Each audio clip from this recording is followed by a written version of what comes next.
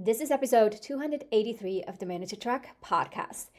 Today, we're going to talk about what is happening to leadership.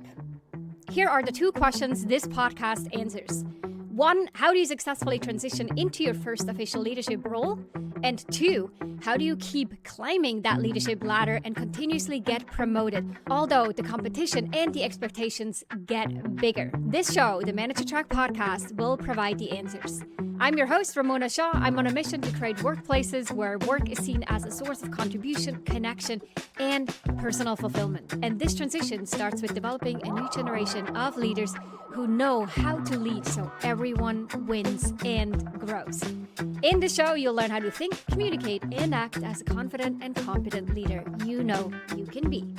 Well, welcome to the Manager Track podcast. I am glad that you are here. If you are listening to me on the podcast app, know that there's also a YouTube channel and a YouTube video that goes along with this episode. So if you feel inclined to hop over to YouTube, find Ramona Shaw Leadership as our channel, and then subscribe to the channel so that future episodes will pop up in your feed. Now, in this episode, I'm going to explore an idea and something that I've been wrestling with for quite a bit. And this is the gap between sort of the public political leadership landscape and corporate organizational leadership.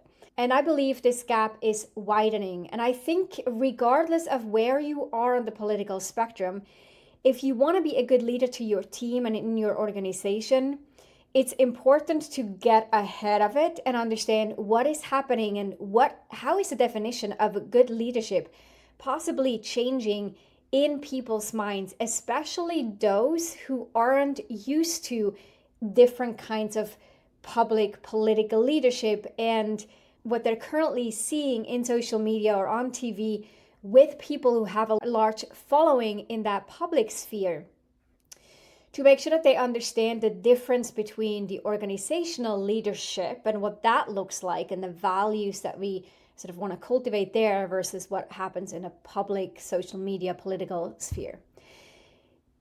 Because at the core of this, again, regardless of your political beliefs, what I'm certain that we can all agree on is that we hold leaders in organizations to high standards and somewhat different standards than we do public leadership. In organizations, fairness matters, meritocracy matters, integrity matters. Leaders need a compelling vision. They need clear plans. They need to be held accountable and they need to encourage accountability as well as transparency. And really, I thought a bit about what are these common denominators that we are all looking towards in leaders.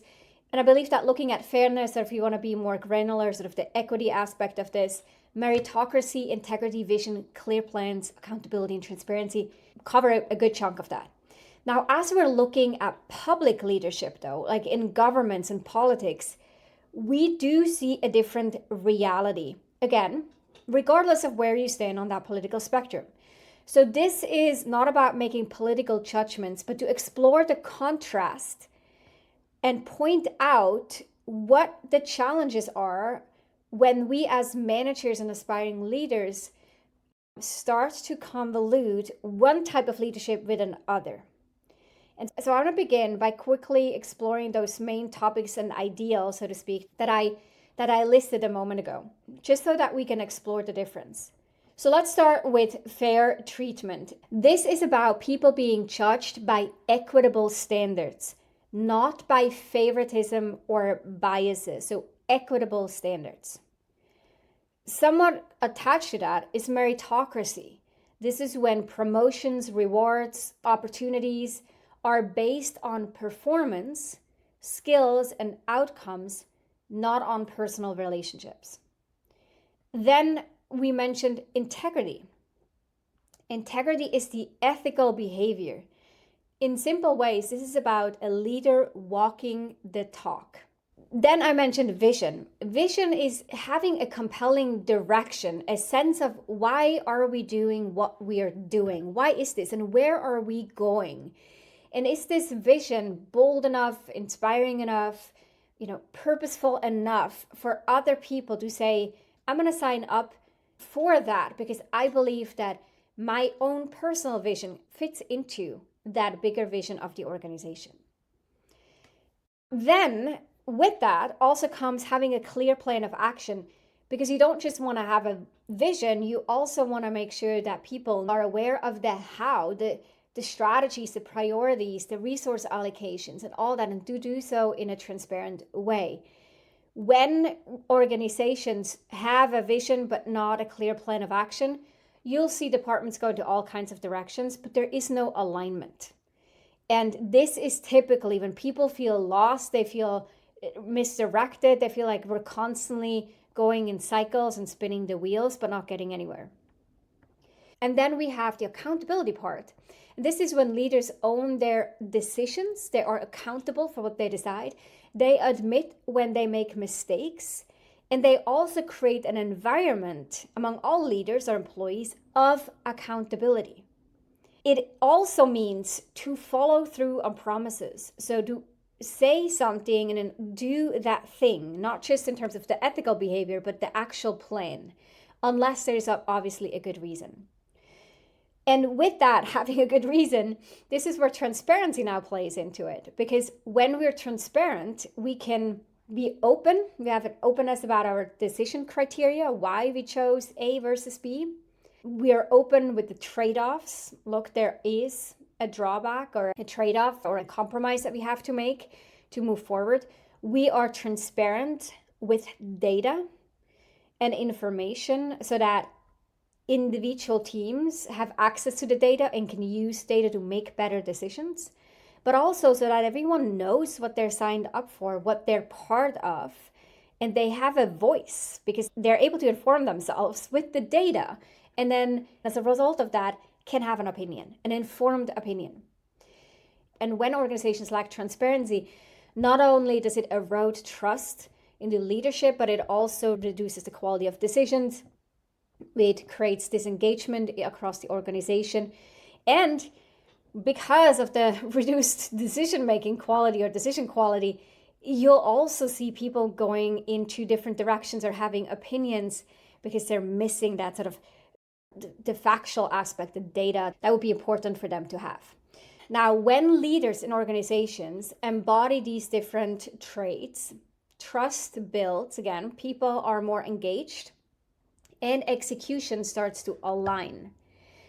In last week's episode, Larry Armstrong was on, and he was talking about it not being this big, gigantic container ship or cruise ship, but him leading a fleet of ships.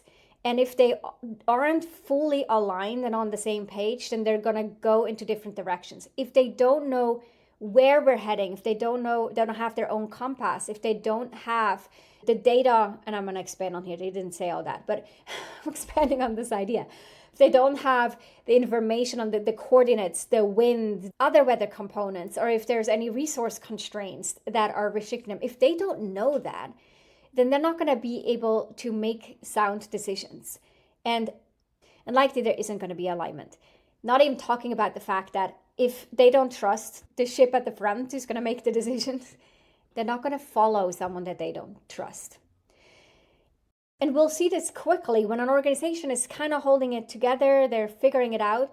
But the moment something fails, the moment that there is an issue, that is when these little fractures that are happening throughout the organization, they will bubble to the surface, and you'll see organizations crumble really fast and things do look bad to the outside in a very obvious way. And you see the structure of the organization was the real problem. And the thing that happened was just a little needle that poked it and popped the balloon.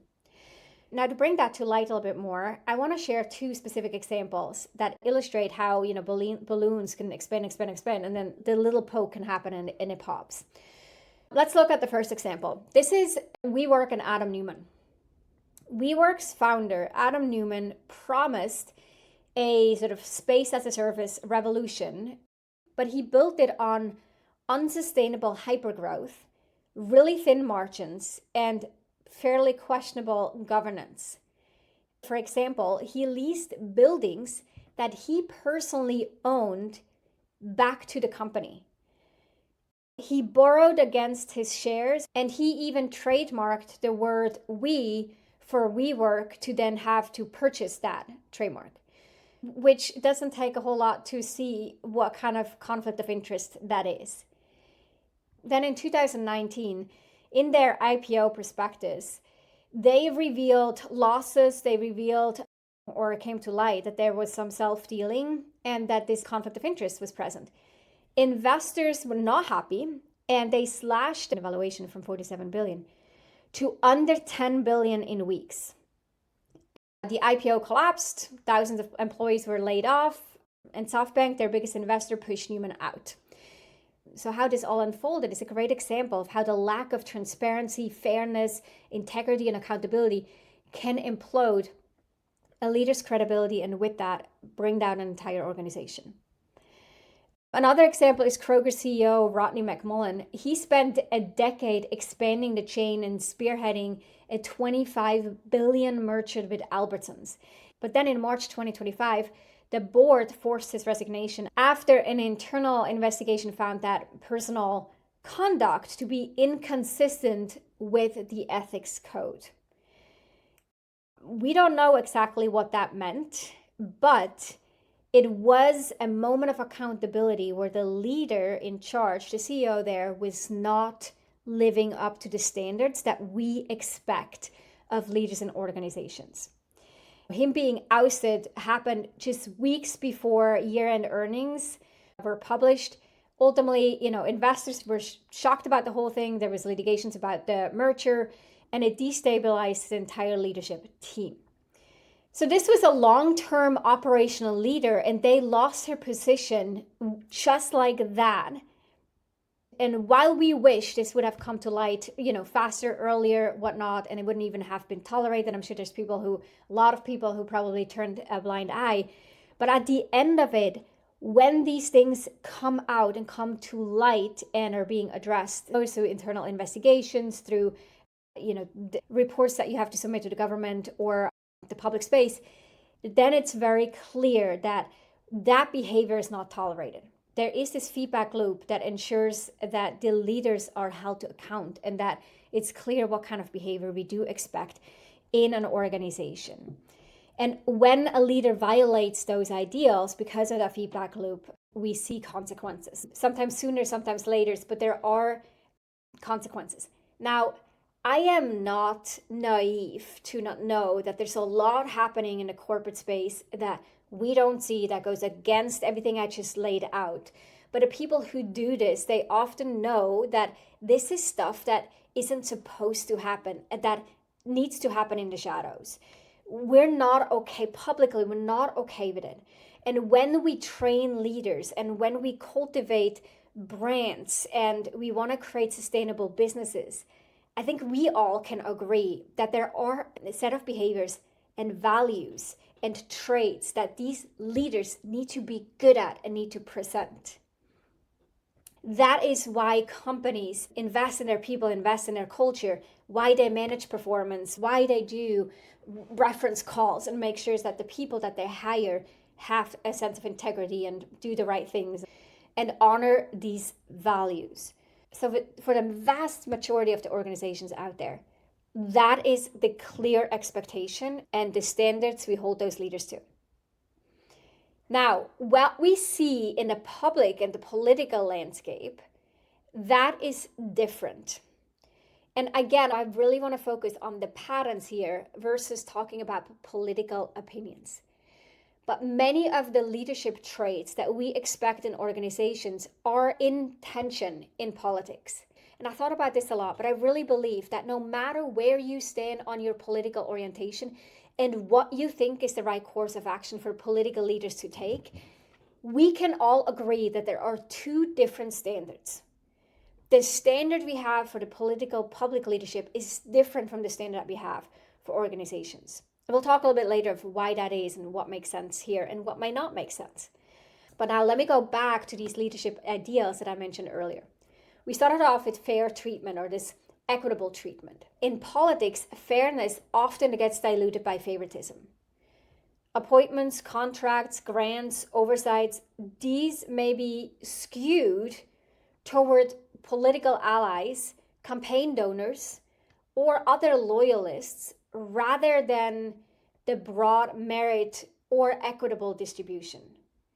For example, we know that in public procurement during the COVID-19 crisis, the political connected donors gained favorable contracts under fairly weak oversight. Now, in private organizations, such behaviors would erode massive amounts of trust and potentially even lead to corporate governance investigations. Now, we may say like, yeah, we hold the public to the same standards. Yes, but we have a significantly weaker feedback loop that happens in the public leadership. So these things start to happen and we start to just see them as part of the course. Meritocracy is often kind of overshadowed by loyalty, political alignment, or patronage. People rise not necessarily because they are the most capable or qualified, but because they toe the party line and have the right connections, or because they show loyalty. And because of that, competence sometimes takes a back seat to allegiance. In private organizations, this is a proven way to have A players quit or disengage. Now, in the political arena, again, that is not that easy. Like in an organization, you can say, I quit working for Facebook. I'm going to work for X. You left the organization, but you are in a very similar environment and you can probably continue to career, if not even capturing a salary increase. In the political arena, that's not how it works. You can't just quit and go elsewhere and have a fresh start, so to speak. There is one political arena, yes, on different levels. Are we talking, county, state, national, and so forth? But you can quickly see that A players can't just leave because someone else was put in front of them because of loyalty or political alignment. Now, let's move on.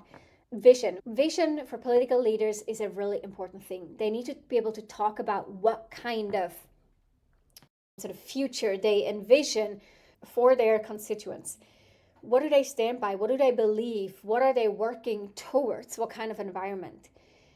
The challenge there is that the vision can quickly turn into slogans, campaign promises, sort of big narratives. But then when we peel the onion, we start to sense some ambiguity, some disconnect, or them suddenly changing their belief system, which then the whole vision is starting to be questioned. So there, while they might have a good vision, the question really is, well, what's the roadmap behind all these slogans? What are the trade-offs you're willing to make? What are the timelines? What are the metrics that we know we're moving in the right direction? How do we know that this vision is attainable and we're actually making progress towards that? And it's not just a slogan, right? A mask to something else.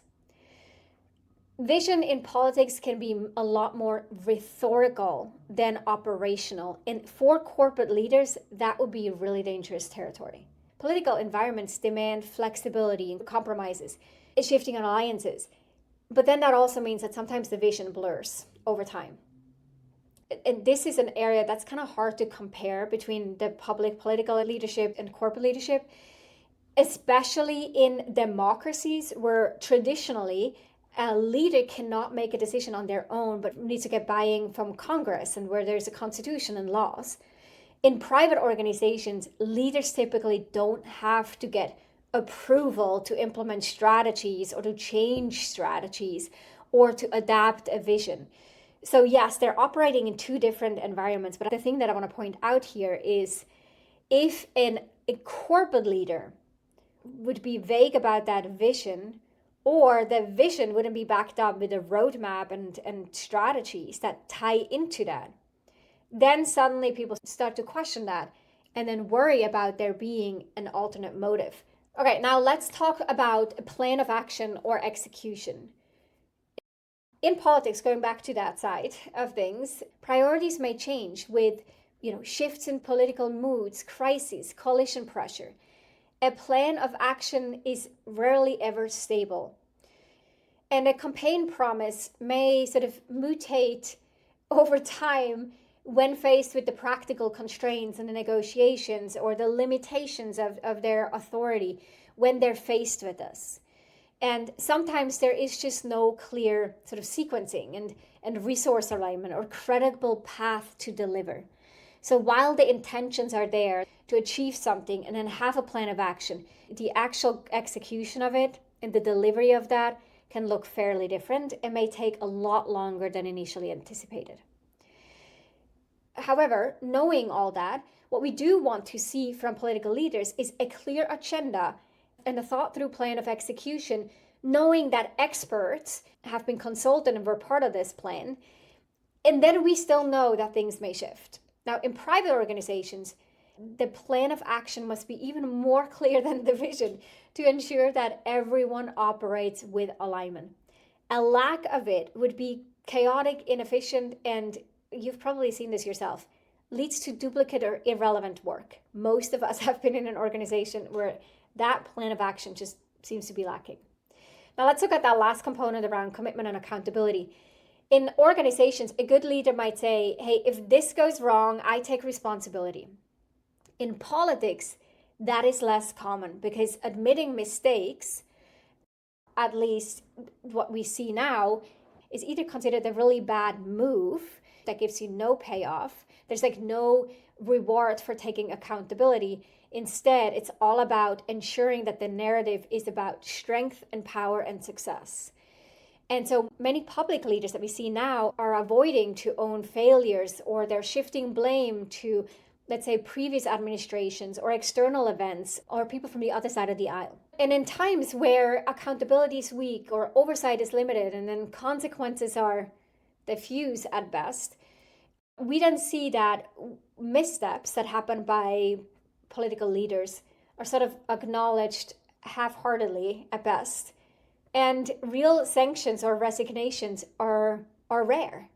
There isn't a whole lot that happens when someone does actually admit a mistake.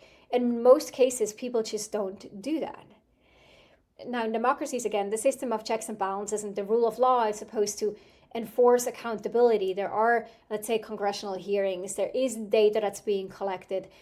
There is a judicial system that is there to ensure that everything is according to the law.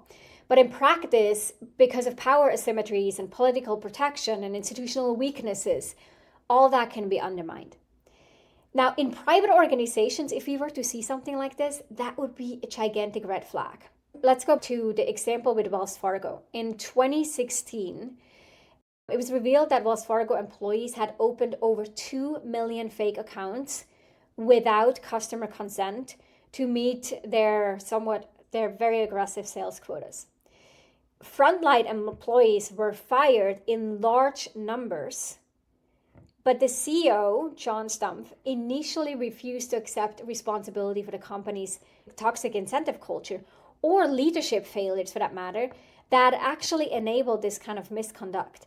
Instead, what he said was, there were a few bad apples at the branch level, far removed from him, and he continued to praise the company's overall sales culture. And again, when he was in front of the Senate to testify, he repeatedly dodged direct accountability. It was like a bipartisan outrage over this, and the trust in the brand completely plummeted. So really, we all expected him to be up there and to take responsibility for what happened, even if it was 10 levels removed from him. We needed him to be up there and to say, like, you're right, I failed, I didn't do XYZ, this happened under my watch, and I'm taking accountability. Now, there was a whole lot of pressure ultimately, and he resigned, but not before Wells Fargo suffered billions in fines, regulatory sanctions, and had a long-term reputational damage. And, we're almost 10 years later, and I think most of us still remember this, and most of us may still have somewhat a negative reaction when we see Wells Fargo. This was a pretty severe case. And so that is a great example that illustrates this importance of accountability in the private sector. We also talked about transparency. So transparency often becomes selective or symbolic in politics. Some processes are kept behind closed doors. Decision rationales, funding flows, meeting records, conflict of interest may be obscured or withheld. So the actual absence of full disclosure and openness obviously erodes trust. Citizens need access to how decisions are made and data to monitor performance and expose wrongdoing. That's a big part of democracy. Now, high-level secrecy about decisions or concealed conflicts of interest or undisclosed financial or personal ties, right? Those are all things that are problematic, because then how is the democracy supposed to function? Now, all these things are things we're starting to accept, tolerate, or maybe even, somewhat welcome in the political landscape.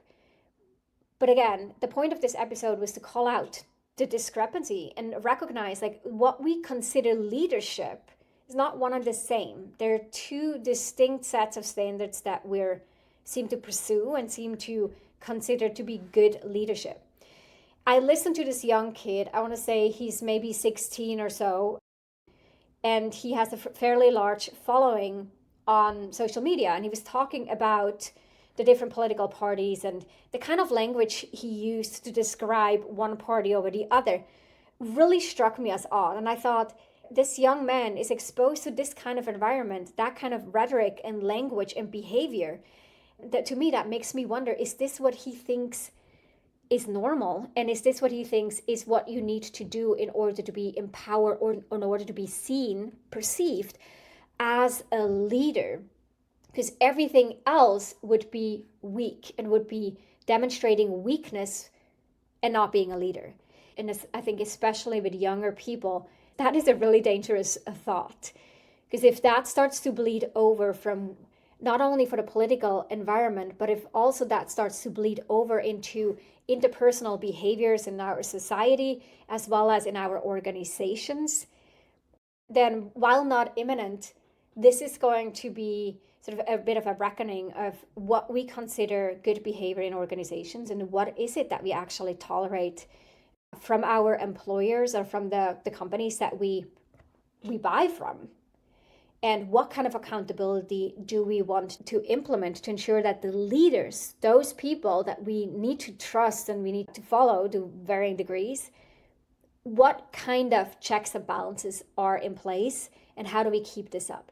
Now, I wanted to share all this and sort of spark some food for thought and be really curious to hear your opinion on this.